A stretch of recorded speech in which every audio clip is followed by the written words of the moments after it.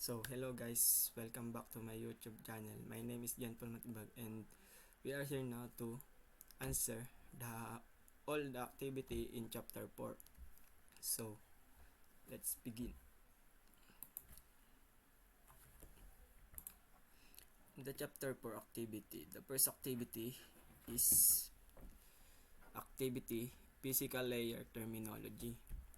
In the instructions, description of the physical layer are provided in the table. Drag each physical layer term to its description. So, there have 5 physical layer and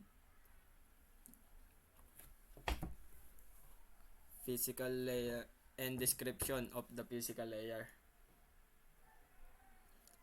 So, let's start. Number 1, media that uses patterns of microwaves to represent bytes. Think wireless. Wireless is the media that uses pattern of microwaves to represent bytes. Then, the capacity of a media to carry data, bandwidth, carry the capacity of a medium to carry data. Then, media that uses pattern of light to represent bytes, fiber optic. Media that uses pattern of light to represent bytes, fiber optic. Then, measure of the transfer of bytes across the media, throughput. And then, media that uses electrical pulses to represent bytes, then cover. So, it's done for this activity. Let's check. Okay, so let's proceed to the second activity of chapter 4.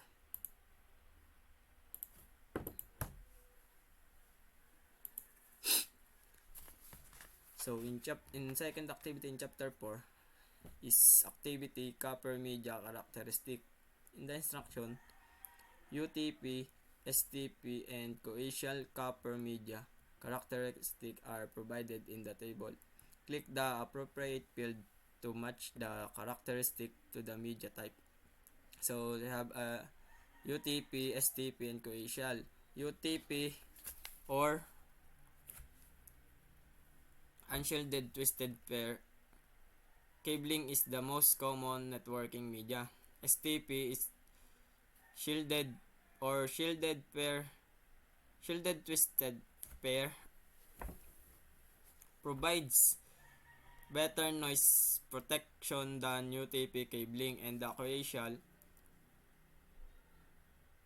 get its name from the fact that there are two conduction that share the same axis.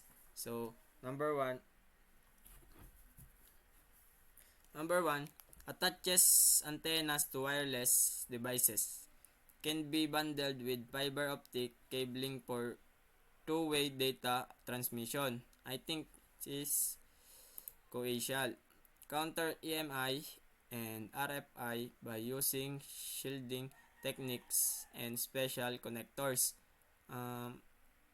Is STP. So, most common network media is UTP. Then the last one is terminates with BNC, N-type, and F-type connectors, coaxial. So, let's try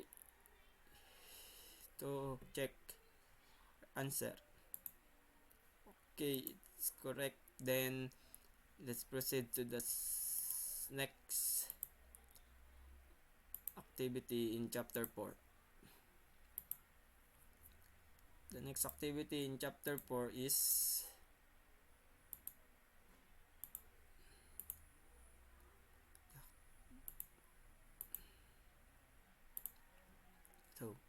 activity in chapter 4 is fiber optics terminology. The instruction is descriptions of fiber optic media are provided in the table. click the appropriate field to match the description to the fiber optic cable type. So, multimedia and the single mode. Number 1. Can help data travel approximately 1.24 miles or 2 km per 2,000 meter. I think is multi-mode and uses light emitting diodes LEDs as the data light source transmitters. Think multi-mode again. Uses laser in a single stream as a data light source transmitter. Think single mode. Then used to connect long distance telephony and cable TV application. Single mode again. Then can travel approximately 62.5 miles or 100 km per 100,000 meter is single mode again. Then the last one is used within a campus network, multi-mode. So let's check our answer. So it's done, it's all correct. And next, then let's proceed to the next activity. Next activity is, so I think that this is the last activity.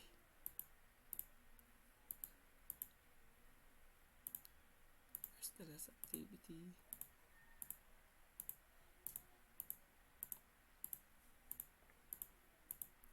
So it's the last activity.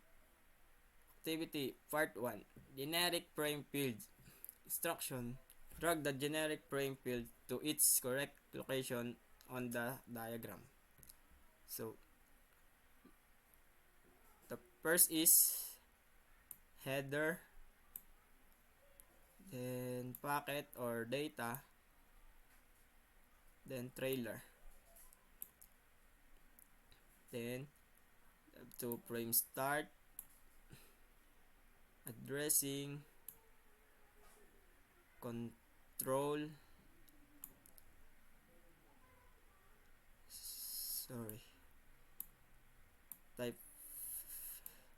type, control, then data, then error detection, and frame start, where the frame start and frame stop used to identify the beginning and end limits of the frame, while the addressing indicates the source and destination node on the media. Then the type identifies the layer 3 protocol in the data field. Then control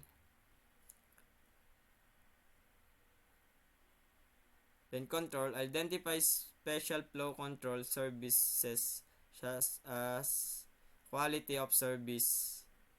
Quality of service is used to give forwarding priority to certain types of messages.